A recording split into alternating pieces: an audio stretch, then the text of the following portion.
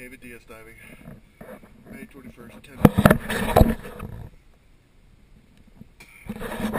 needs 2 1 3/8 shaft sinks and needs 2 R4s for the rudders.